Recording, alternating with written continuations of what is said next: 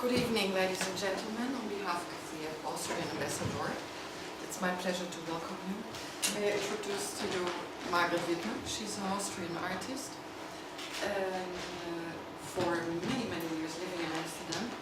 She will introduce to us Florian Krepcik, a young Austrian artist, also living in the Netherlands, not for such a long time.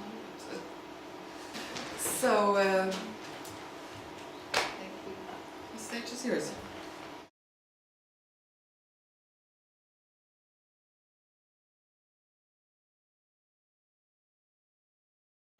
I find that the art, the autonomous art, very dangerous term to use these days, is in quite a bit of a trouble. And I think that as an artist who is practicing for many years already, I feel kind of responsibility to contribute in a small way and stimulate people to discover some interesting artists. So we will look at two of the works by Florian. The first film is going to be a 6-minute film, you show it completely. The second one is a part of a film, that's the one that I saw in Den Hague. Then I have some questions for you, and after we do a Q&A. Okay. Thank you. I'd like to start maybe with the film. The first film I'm going to show is, I made it, it's still in the academy 2 years ago. It's for me it's a coming of age film, which means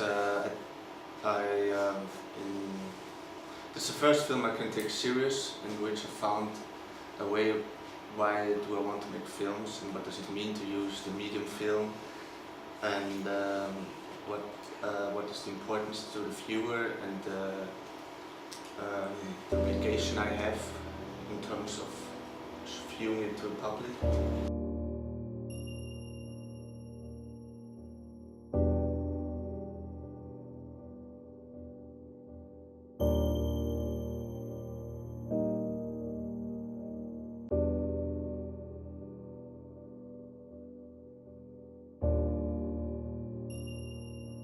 This work I was really interested in the meaning of time in film, what it means, parallelity and expectations. But that's what film is for me, you know, it controls the audience, and if I want to show what I'm interested in, I need to control the audience. I need to show them my world. If there is a specific question to this film, we can do that now. Yeah. Is it not difficult to take part in your own film rather than having somebody else and then just film it? Well, that's part of my fascination, that I like to do everything alone, and like being in like the idea of being a writer actually, and writing my own book, and don't need to rely on other people, on other stuff, on locations or whatever.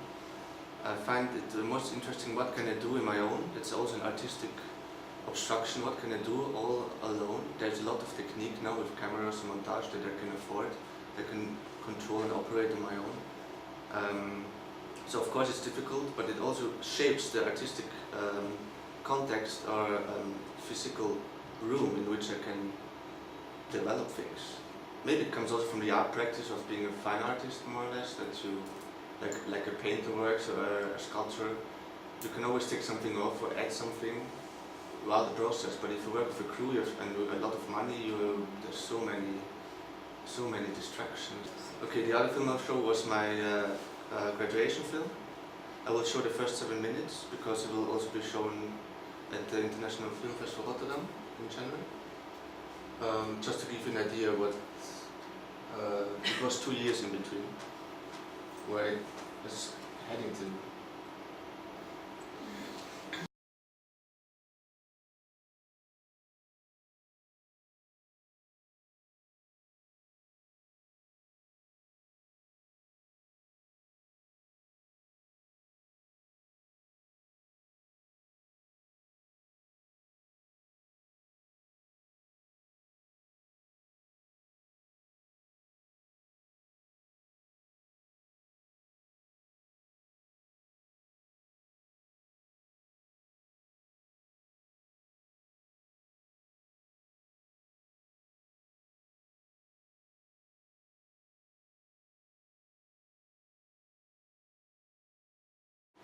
perspectives, I mean the perspectives you can have through the moving image, the meanings it has. So you can see perspectives as different genres of film, but you can also look at perspectives of different video artists, what they found out, how video works for them.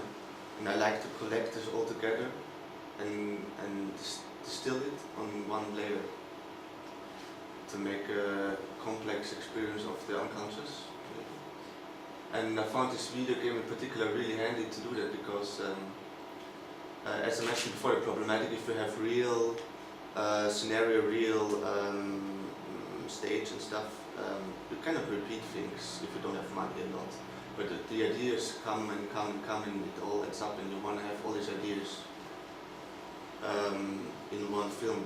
And so it's all about the parallelity to real life. Not so much, I said, imitation, but it's not so much the mimesis, but like the David Lynch, this weird, it's really close to reality, but it's not.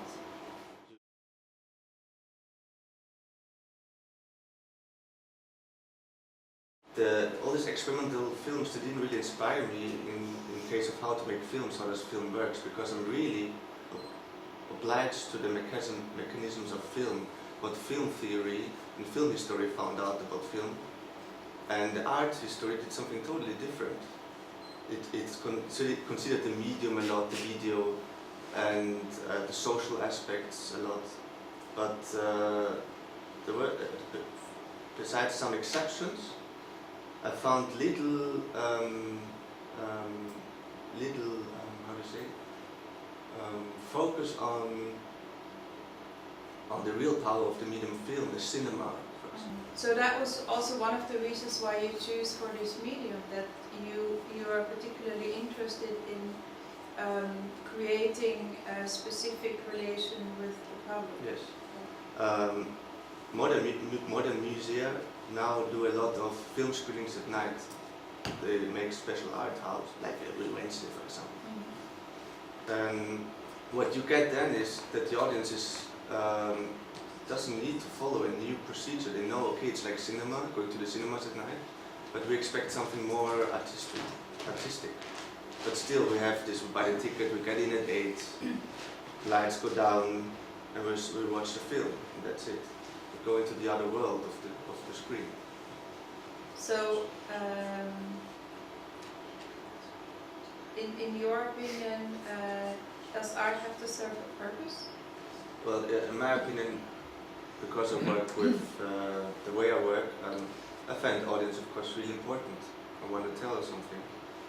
I want to seduce them. So, with what do I want to seduce them? And I think I want to create an. I hate the word experience, but it's more a confrontation with their feelings and their senses. And I think that's what art should do. I mean, that's what all arts, great arts for me do. I'm the first audience for myself, so if I make something, I look at it and think, would I want to see that? And so the question could be, what do I want to see in art? Yeah, and that's it has to do with senses and emotion. I mean, I listen to a lot of music. Why do I listen to a lot of music? Because it creates a feeling, and it might create an awareness. It opens up memories. So I think art should somehow confront the viewer with himself. So, so who do you think is your public? I hope everyone. People that are just interested in finding themselves and not just following blindly their lives, but are actually interested in doing something with their life. I think this is the people that are reached.